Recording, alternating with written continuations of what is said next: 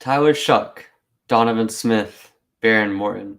All three have a realistic shot to win the 2022 Texas Tech football starting quarterback battle, but only one can emerge victorious and start the season opener against Murray State. I break down which quarterback I think has the best percent chance of starting game number one for Texas Tech and look at each individual player's strengths on today's episode of Locked On Texas Tech. Are Locked On Texas Tech, your daily podcast on the Texas Tech Red Raiders, part of the Locked On Podcast Network, your team every day.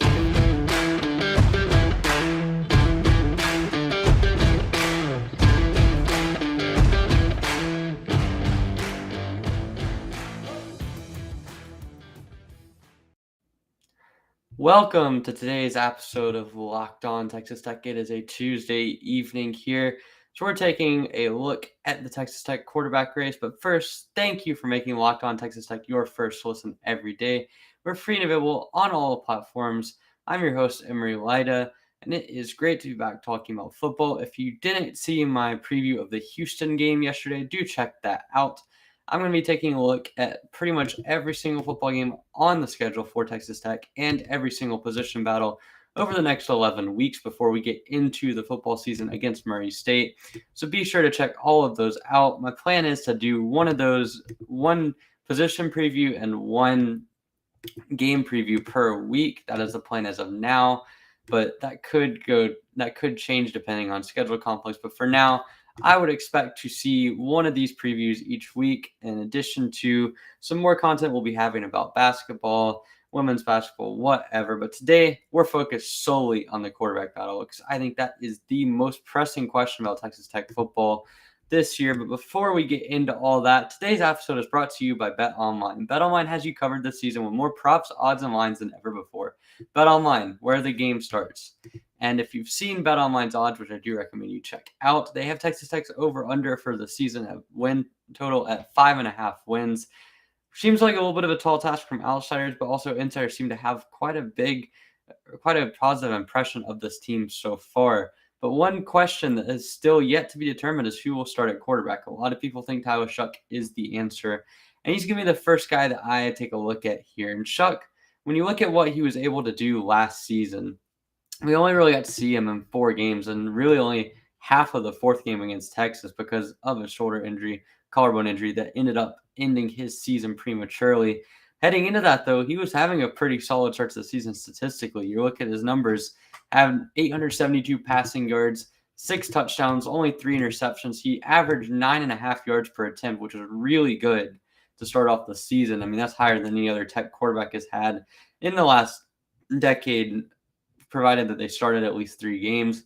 Had a really nice game against FIU in the 3rd game of the season where he had 4 touchdowns and no interceptions. Sorry for this quick hiccup there. It's right after dinner for me. But when you're looking at what Shough was able to do last season, the accuracy was something that really stood out. From the intermediate part of the field, he was electrifying. And when you look at what he was able to do compared to Donovan Smith and Henry Colombi, that was an area where he kind of stood out. Was just taking a look at the center of the field. He was 9 of 11 with 2 touchdowns, no interceptions on the intermediate range with that. Also really good between the numbers on the short part of the field as well.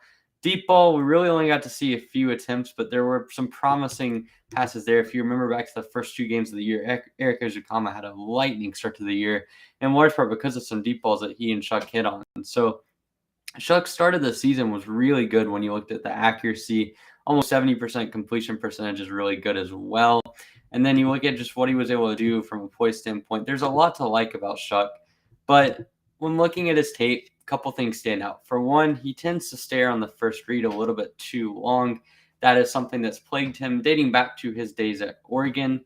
And that's something that we saw kind of rear its ugly headed in the spring game, where he had 2 interceptions. One of them was a deflected ball, but one of them was a pick six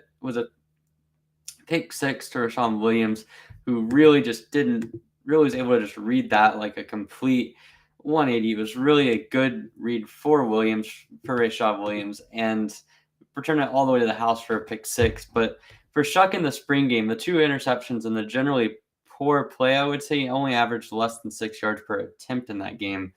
a little bit discouraging. So that's one thing, is just the one read is something that he can get to locked on to his receivers. But the other thing I would say that kind of sticks out to me is he's generally someone that's played in very friendly systems. When you look at what Sonny Cumby asked him to do and what we saw him do up at Oregon as well, those are systems that relied a lot on RPO action and a lot on one one to two read plays. And on one hand, you can see a lot of that was Zach Kittley, but what Zach Kittley was able to do with Bailey Zappi and the multi-read plays that he was able to do, utilizing all sides of the field, 5 receiver sets, 4 receiver sets, whatever.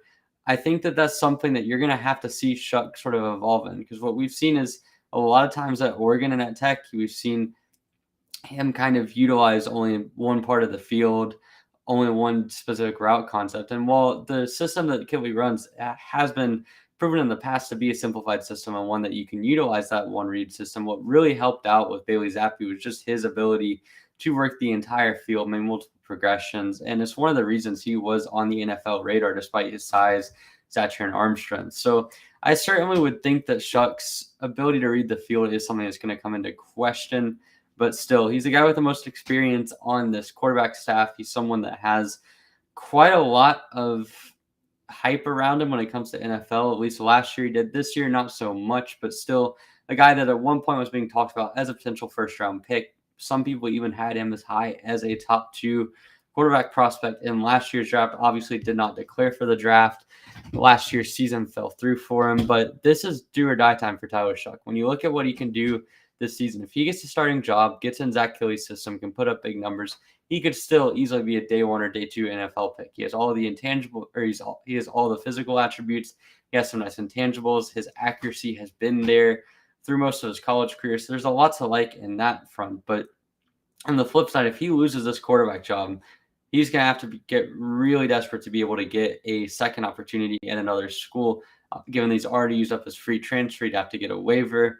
And at this point, he's not getting any younger, so he'll kind of fall through the cracks when it comes to quarterback prospects. So for Shough, this is a really important quarterback battle. It's a really important year for him.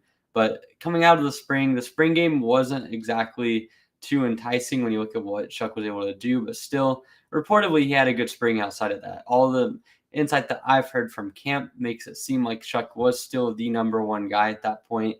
Had some really good moments over the course of the spring practices. And as we head into fall camp in about a month, that is something to keep an eye out for, because Shough coming into the season as the de facto starter is going to be obviously having Donovan Smith and Behren Morton hot on his heels. But if he can continue to prove that he's consistent, makes good reads, can utilize his legs. That was one part that we saw a little bit of last year, actually, which I think a lot of people might have been a little bit surprised by. But he did have a touchdown against Texas. He didn't really rush for that many yards, but against Houston, they utilized it in the red zone. Against Stephen F. Austin, we saw a couple of scrambles.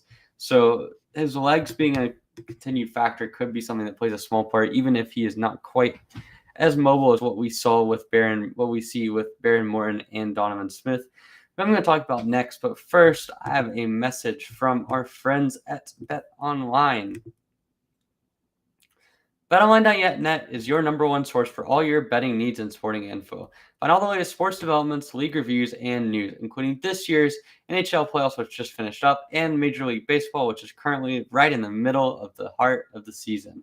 BetOnline is your continued source for all your sports wagering information, including live betting, esports, scores, and more. And BetOnline.net remains the best spot for all your sports scores, podcasts, and news this season. BetOnline.net is the fastest and easiest way to check in on all your favorite sports and events, including MMA, boxing, racing, and golf. Head to the website today or use your mobile device to learn more about the trends and action. BetOnline, where the game starts. Talking about who's going to start for Texas Tech next weekend, or in the start of the season in a few weeks. I don't know why I said next weekend there, but talking about who's going to start for them against Murray State. The 2 names that are probably less likely to start than Tyler Shough and are Donovan Smith and Behren Morton, and both of those guys on the younger side of things. We saw Donovan Smith get quite a bit of action last year down the stretch, started 4 games at the tail end of the season, and we saw Behren Morton briefly play against Oklahoma State. But for the most part, they're 2 guys that are pretty raw when it comes to what they've done at the college level. Donovan Smith had 140 pass attempts last year, 8.4 yards per attempt, 7 touchdowns, 2 interceptions, crossed 1,000 yards. And he had 2 really good games, in my opinion. The 2 really good games were Iowa State and Mississippi State. I did a film breakdown of his game against Iowa State on my Twitter account. I will make sure to retweet that before this episode goes live and link that in the bio. And then I will also make sure to continue to, excuse me, sorry. I'm going to make sure to continue to post these highlights and sort of insights on what Donovan Smith and Tyler Shough did over the course of the next few weeks. That is something that I've got as a project of mine to do on Twitter. So I'm going to be clipping those. But for now, just know that Donovan Smith's game against Mississippi State as well was a really good one, particularly in the second half, hit on multiple huge throws down the sideline. That's something that he's showcased a lot of accuracy on the deep ball. We saw his average depth of target last season was higher than any Texas Tech quarterback we've seen in the last decade. So really impressive from Donovan Smith. This is something that I don't know if a lot of people had as a strength of his was his deep ball. And the accuracy still needed work. We saw against Oklahoma State when he was under pressure, he struggled quite a bit on the deep ball. That was one of the least accurate games that I can remember by a Tech quarterback. I believe he finished that game 9 of 27 passing the ball. Might have been 9 of 29, but less than 100 yards. That was kind of the one black mark on Donovan Smith's radar from last season. But as a whole, the running ability, we saw him run special packages when Henry Colombi was starting, had a few rushing touchdowns there. We saw him kind of play as a dual threat quarterback against Iowa State. He did a great job maneuvering the pocket well. And the dual threat ability is something that I think he really brings to the table as a strength of his. The problem with Donovan Smith, I think, is 2 things. 1, a lack of experience as a quarterback, and 2, I do have a little bit of questions about his short and intermediate accuracy. The intermediate accuracy looked really good against Iowa State and to a lesser degree against Baylor and Mississippi State. But at the same time, the short accuracy did need some work. We didn't see a ton of short passes from him. And Zach Kittley's system, that is going to be vital. And Tyler Shough, I think that is where he holds an advantage over Donovan Smith. So we've seen Smith now against 4 teams late in the season, played really well. I think there's a solid chance that he gets time, whether it be as a starting quarterback or as a special package quarterback. I'm just not sure if the starting role is going to be his just because of what Shough and Morton can bring to the table. And speaking of Behren Morton, now's the time to talk about Behren Morton because I think that he is the most intriguing quarterback in this battle. And that doesn't mean he's the most likely to win or even the best quarterback. But when you look at what he can possibly bring to the table, there's so much to like about him. I mean, his running ability is underrated in my opinion. He's good at throwing on the run. He's got good intermediate accuracy, and the zip on his passes looked a lot better this spring compared to what we saw in the spring of 2021 and also in his limited action from last season. So I'm excited to see what Behren Morton can bring to the table. Obviously, a 4-star prospect out of high school, someone that was really coveted in Matt Wells' final recruiting class, and someone that at the time really looked like a guy who we might have seen follow David Yost elsewhere, go elsewhere when David Yost left, but managed to stick by Sonny Cumbie. We saw what he was able to do over the course of the spring this season, and he looked the best in the spring game, in my opinion. The zip was there, the accuracy was there. They got really nice bucket passes, and we've seen the running ability. And from all accounts over the course of the spring, he made this a 3-quarterback battle. It wasn't necessarily anticipated to be a 3-quarterback battle coming into it, but Morton's long-term upside and his skill set that we've seen now, I think plays a big part in why we're seeing so much hype around him. And for me, I think the hype is justified. I mean, looking at his high school tape, lesser competition, he does come from a 2A school, and just looking at what he was able to do in high school, he was expected to have quite a bit of a learning curve just because of how it went or how his competition at Eastland compared to what he would see at Texas Tech and at the Big 12 level. But still, Behren Morton is someone that has been hyped for a long time. There's a lot of Tech fans that think he should be the guy. And I have to say, it's reasonable. Morton, what he showed in the spring was really impressive. What we've heard from behind the scenes, whether it be in the fall of last year where he was working as a 3rd and 4th string quarterback alongside Donovan Smith early in the year, or what we saw over the course of the spring and in the practices outside of the spring game, all of those nuggets and information looked impressive, but I'm not going to go with Morton as my predicted starting quarterback. I'm going to go with somebody else, which I'm going to talk about coming up next. But first, I have a message from some of our sponsors.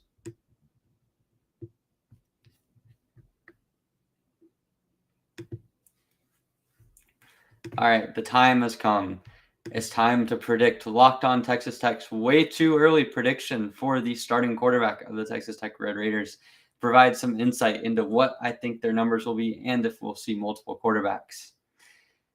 Without further ado, dramatic music, all of the inquiries going forward, and I have to announce that the starting quarterback that Emory has predicted for the 2022 season is Shough.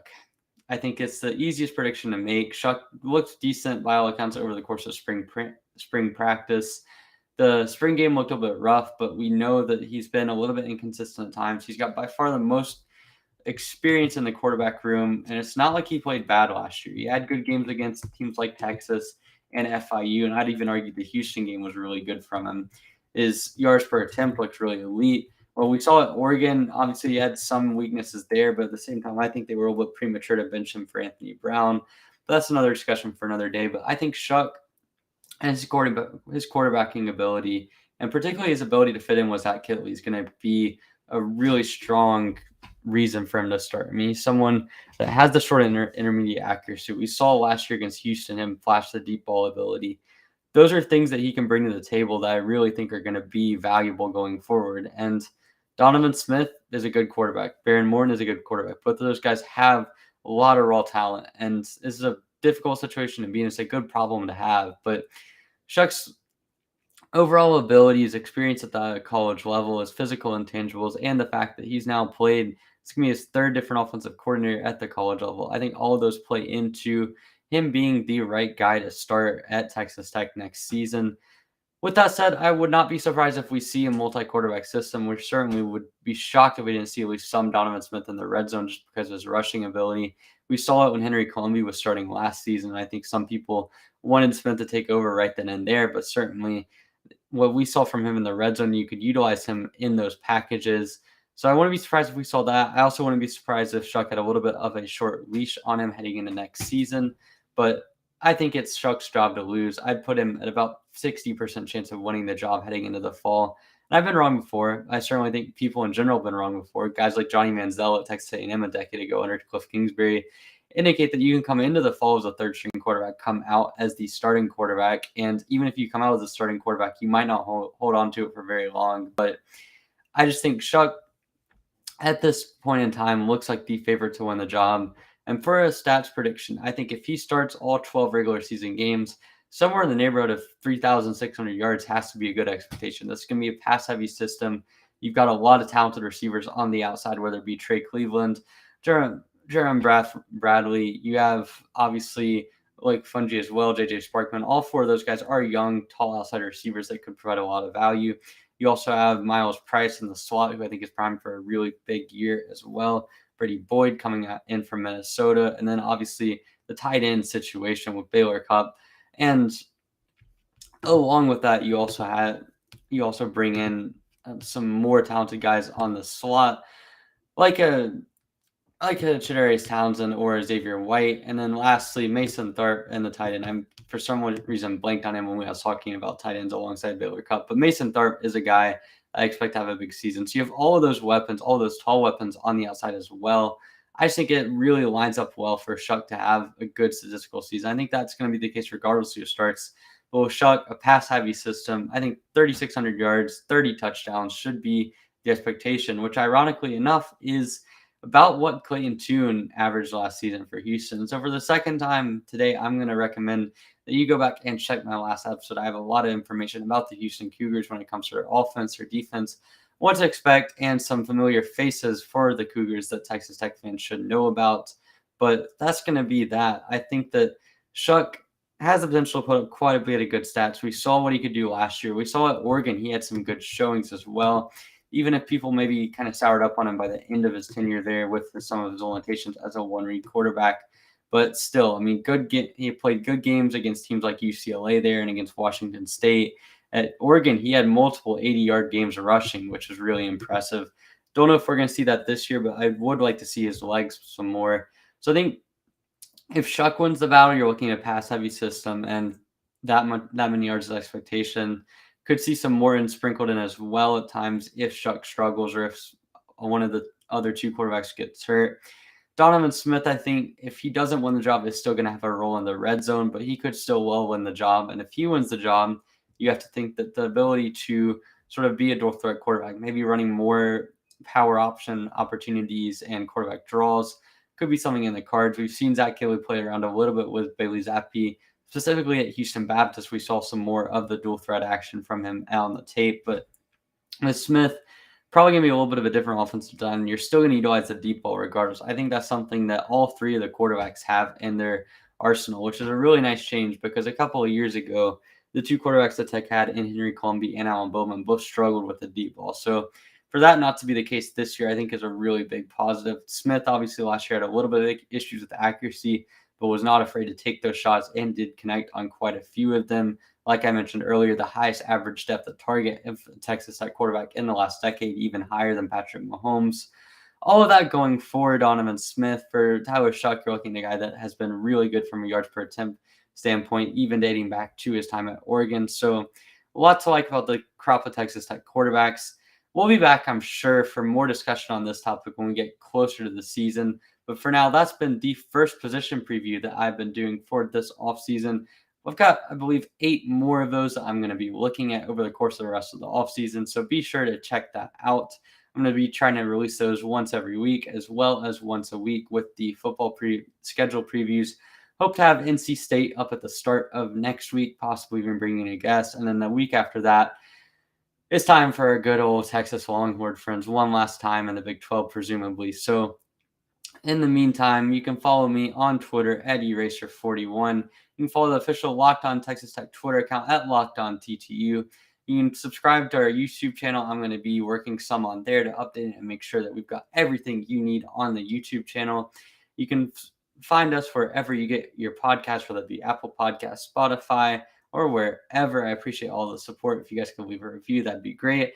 And feel free to hit my DMs on Twitter or the official Locked On Texas Tech Twitter account DMs and let me know what you want to see, what you want me to improve on, and any sort of questions or concerns you might have. I'm always down to hear about the feedback.